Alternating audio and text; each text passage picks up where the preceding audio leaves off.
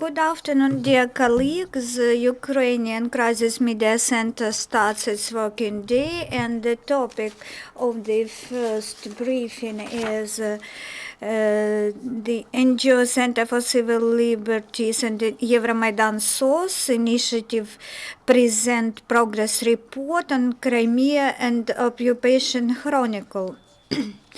Our speakers, Mariya Lysenko, Project Coordinator at the Center for Civil Liberties, Eskender Bariev, Crimean Tatars Human Rights Committee Coordinator, and Riza Shevkiev, General Director of the Charity Foundation Crimea. Good morning, dear colleagues, journalists, and audience on site. First of all, I would like to say that it is not for chance that on December 10th, the International Day of Human Rights, there will be many events held in Kiev, and we will be speaking of the violation of human rights in the territory of Crimean Peninsula as well. I would like to talk about political repressions which continue in the peninsula. First of all, I would like to start with the most sore issue. This is issue of Ukrainian prisoners in occupied Crimea. Here you can see the list of persons who are now in the pretrial detention centers. They are Akhtem Chigoz, Ruslan Zaitulayev, Ruslan Vaitov, Yuri Ishchenko, Nuri Primov, Firat Saifulayev. And the separate case of Yuri Ilchenko, who is also in pretrial detention center now, those persons who now imprisoned and they can't leave the place of imprisonment, but in case of 26th of February we received information at the so-called formal site of the Crimean so-called prosecutor's office court hearings start for these three persons which are imprisoned, and as concerns those persons who are not in pretrial detention centers, these cases were initiated for the facts which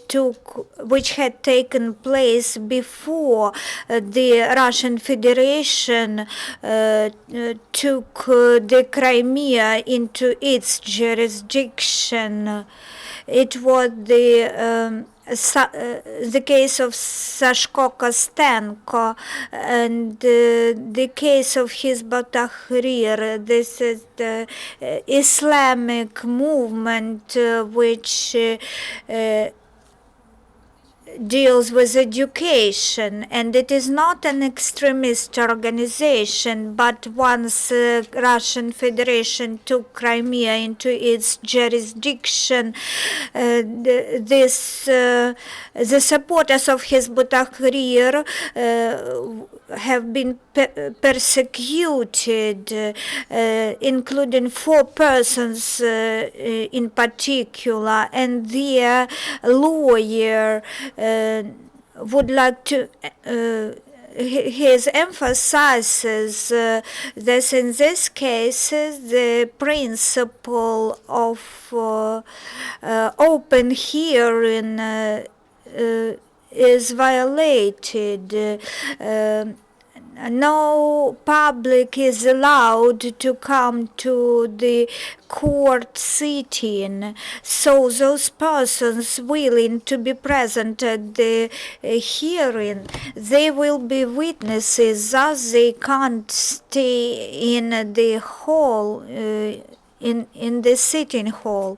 The Ilchenko's case, he is also in the pretrial detention center, and it is hard for him to contact his relatives and lawyers. In September, his preventive sanction of detainment in pretrial detention center was continued.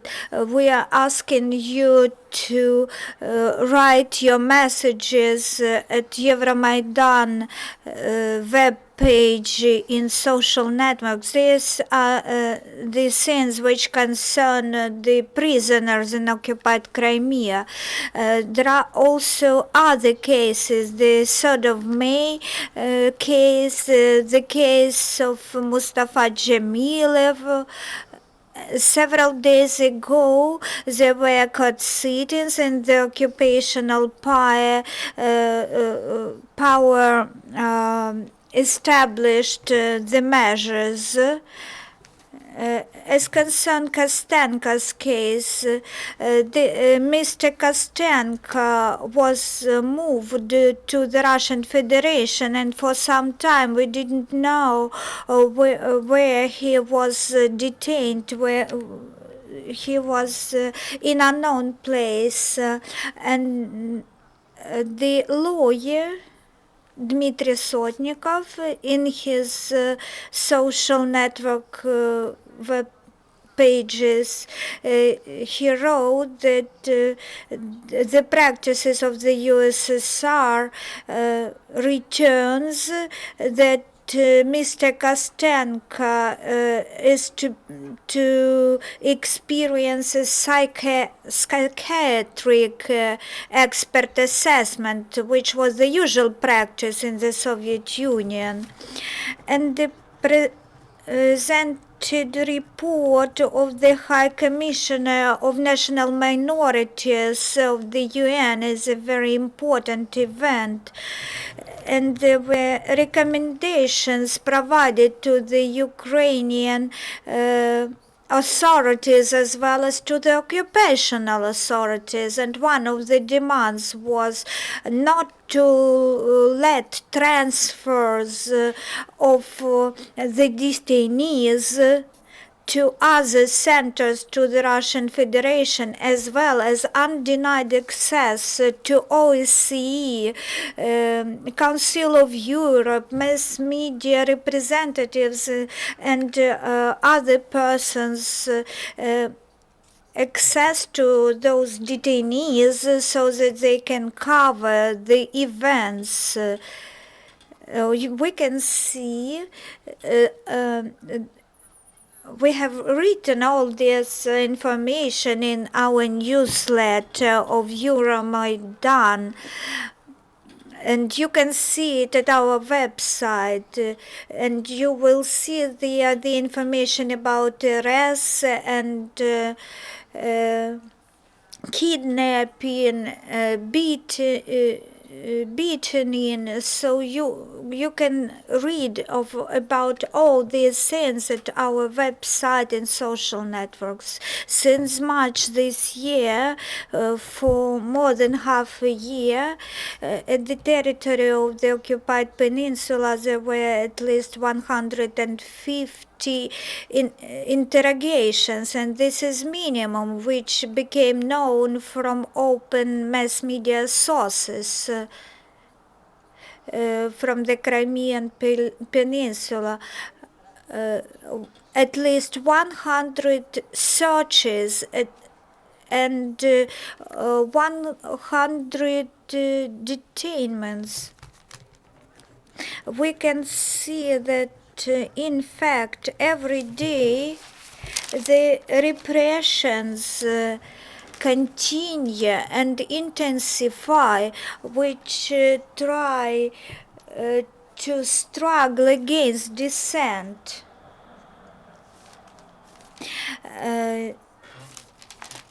What Ukrainian authorities are doing to mend this situation? We have sent requests for information to the General Prosecutor's Office, and we received responses in the cases of kidnapping. There are about 10 persons. The prosecutor's office of Crimea and the general prosecutor's office, they initiated proceedings in the kidnapping cases.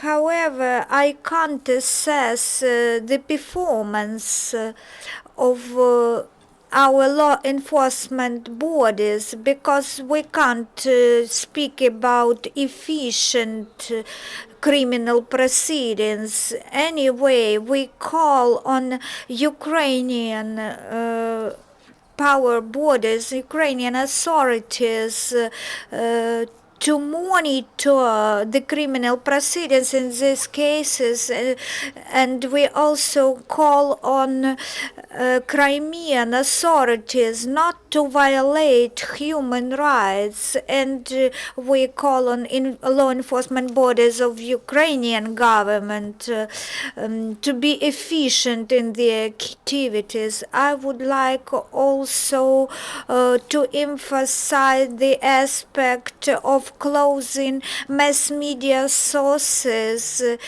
and violation of the right to free speech. And I would like to accent that the repressions have been intensifying in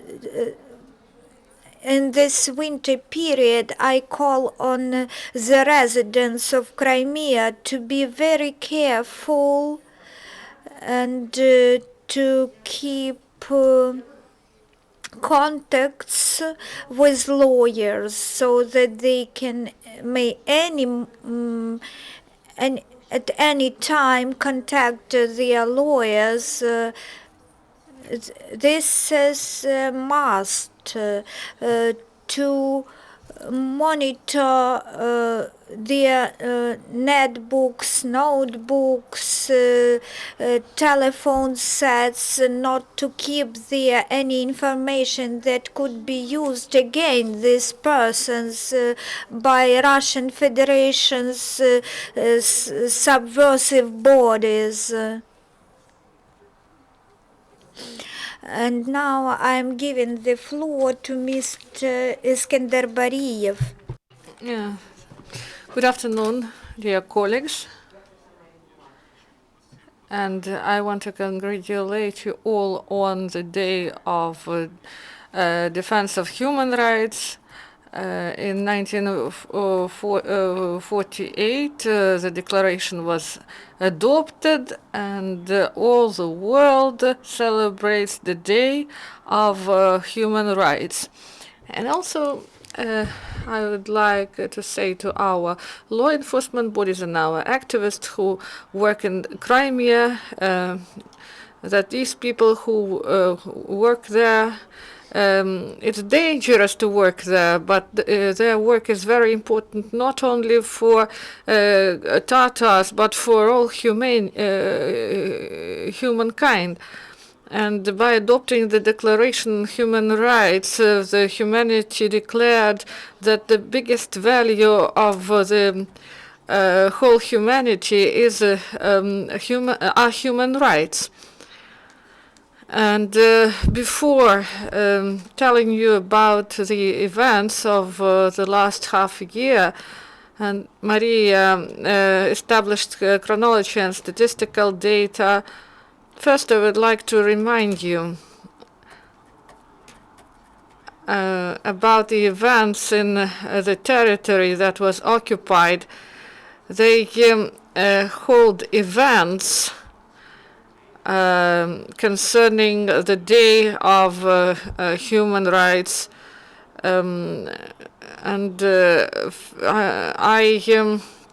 I would like to tell you about my personal experience, because in 2014, in December, I saw violations that were carried out in the occupied territory, and we initiated a committee on human rights of Tatar people, and we are ready to defend human rights of all the citizens of Ukraine who live in the Crimea.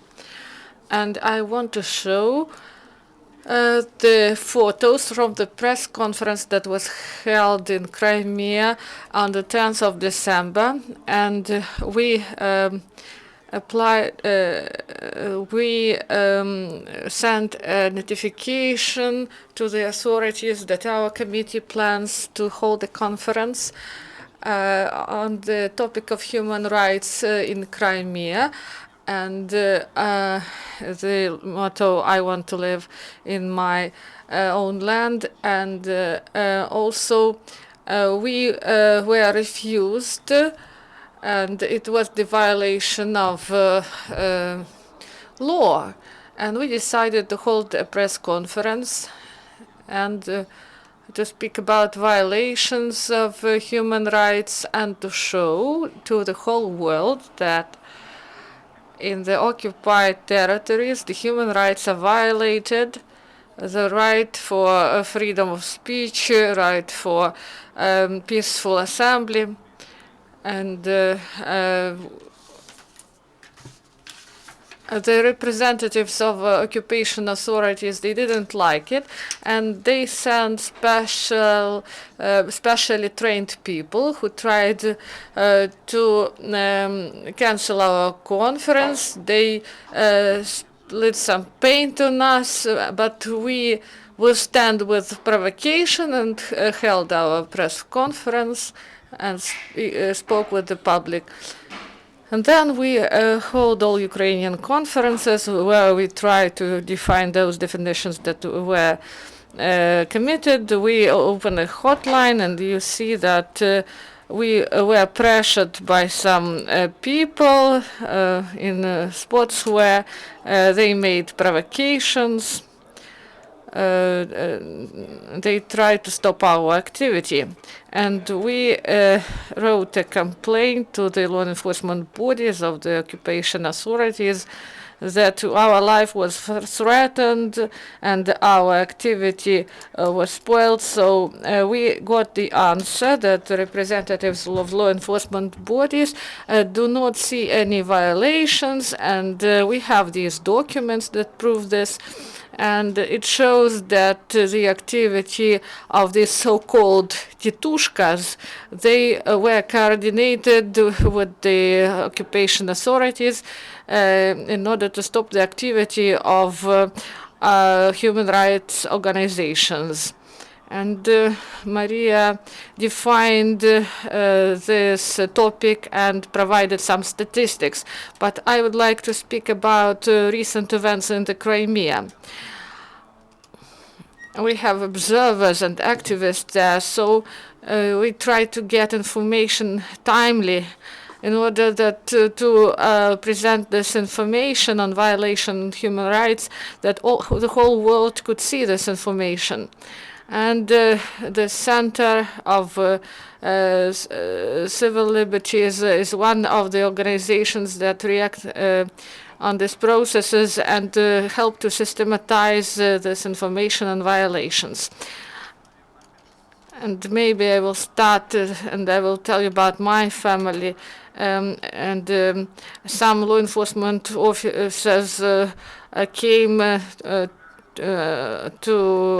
the house of my family, and my parents are old. My father is disabled, and he is 82, and he can't speak now. And my mother is also law enforcement officers. They came to the house of my parents. They asked where I am, and I'm a public figure, and I stand my ground. And they said that it is connected with the case of some explosions that were carried out, and they also asked, and they also ordered my sisters to come to the law enforcement bodies, and they also did the same in the case of Mr. Islamov, and there were searches in the house of parents of Islamov and in the houses of his closest relatives. And we also know that they cut gas and electricity in the house of Islamov, and there were also searches in the offices of journalists and mass media offices. And during this time, October, November, in Islamov's house, there were two searches. It was yesterday, and they conducted a search. And Lili Bidjura, they also conducted a search and cut gas supply to their house. Lili Bidjura, she created a campaign, and they restored the supply of gas, and they cut electricity supply into the house of Mustafa Jamilov. And this is one of the type of the pressure on people. And the next type is that they circle some rayons of the city, and they do some training, but they didn't tell people anything. So people in camouflage with machine guns, they threaten people, and people are concerned, and they are afraid. They search the houses, they say that the telephone is missing or a bike is missing, and they conduct a search in houses of people. And there were some events when they hold a children's concert in Simferopol. The whole of and the whole building of the theater was circled by the military with machine guns, and it threatened people a lot. And the situation in the Crimea is very difficult, and people are under influence, under pressure. They cannot hold peaceful events there. And we say that occupation authorities, they violate human rights in Crimea, and this is a violation from the side of the state that occupies the Crimea. And now I give the floor to my colleague. Добрый день. Good morning, dear friends.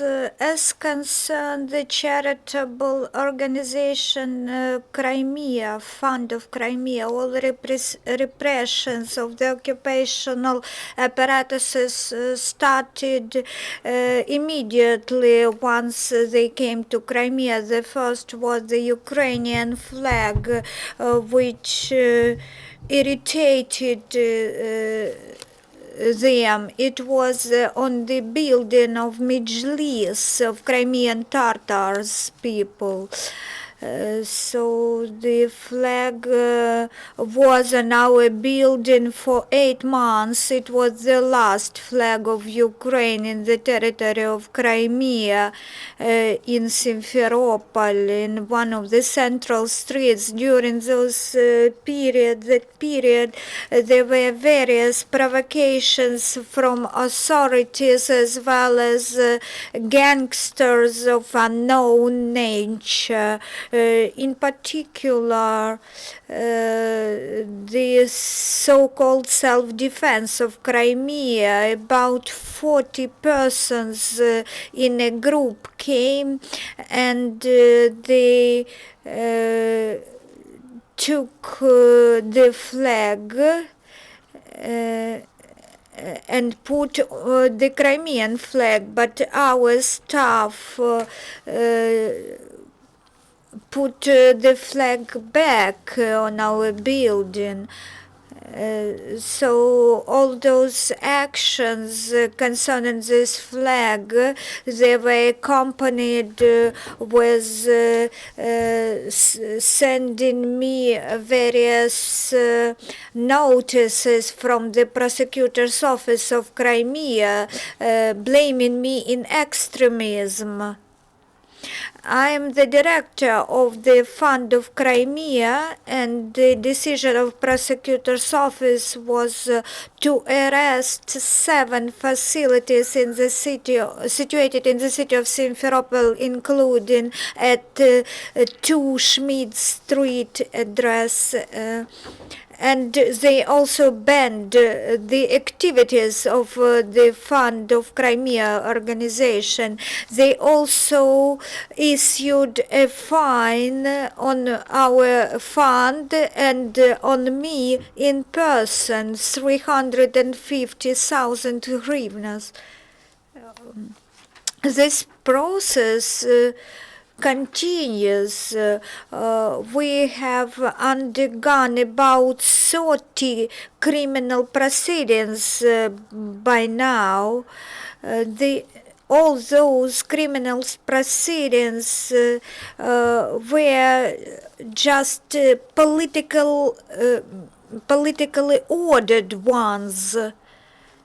And the judges told us in the corridor that they have the order from the Federal Security Office of Russian Federation. Their agents came to me one day to my office, and they made a hint: if I proceed my struggle, they will initiate criminal proceedings and I will be imprisoned. They also said that give all your property to those persons in power now. But then they decided it was too little little scaring of me.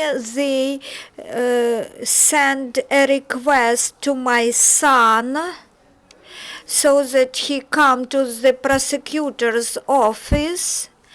Although I know that my son did not come to any meetings and any events, and this means the pressure on me through my close relatives in order that I stop any political activities here in Kiev as a member of Mejlis.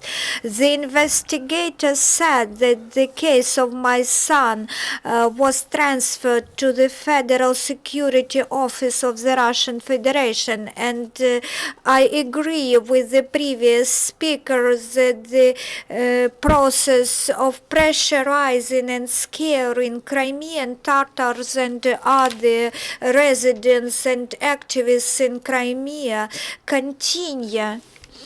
And I think our public and political circles and international community should pay attention and protect people in Crimea. Defend our activists, stand shoulder to shoulder in their defense. The level of scare is so high that my relatives and my friends, they turn to day-to-day topics. They are afraid to talk about politics at all. This is the situation in Crimea now. Thank you for your attention. Okay. Do you have some questions or comments? Let me start. Mariya, where can we find this report, this data and infographics? And what is the regularity of such reports? And then I will continue. This is the first question. If infographics and chronicles, you can find it. We have technical readjustment of the site, so you can find it in Social Liberties and Euromaidan.SOS page, and also we will send infographics together with post releases to journalists and interested parties, and they are open and they will be on the site. And you can download it. And I can say that we provided the information from the occupied territory. It's very difficult to get this information. And then it is difficult to verify the information. That's why we changed the format. These will be quarterly issues, and every month we will show brief digest that will provide information about events that were in Crimea. Thank you, Mariya. And one more question about support by the Ukrainian state. Is there any campaign communication with the international community and human rights organization, maybe governments of the EU countries, and whether there will be some events to support these people, and how can simple Ukrainians support those who are imprisoned? First, the issue of political prisoners who are now in prison. We always speak about this issue at the international level, and our colleagues that take part in international conferences, they always raise this issue, and you see infographics in English, and this information will be circulated abroad, and it will be translated into Ukrainian and Russian in order to use it in Ukraine. And also we plan some events, and and remember that Let My People Go company in the Russian Federation, and we prepare the event with portraits of Crimean prisoners, and also Eskender Bariev also will announce the event that will be held near Russian embassy. And there we will speak about Crimean prisoners, and we will try to popularize this issue and to bring it to the level of that issues concerning Donbass. And we want to show that this is very important, and to make further steps in order to bring these people back. And we hope that this campaign includes also letters to the prisoners, and follow the information that is on the sites of Euromaidan.SOS and other civil rights sources. And due to security reasons, and in order not to do harm to those people, we try to send these letters with the help of advocates and the relatives of imprisoned people. And at 2 p.m. in Воздухофлотский Avenue near Russian Federation Embassy, a meeting will be held, and in the framework of this event, we will have a flash mob, and they will also identify the issue. They will show pictures of people who were killed or kidnapped, and also the representatives of Vostok.SOS and other organizations of Donbass and the Crimean organizations will be present, and the representatives of Tatar organizations.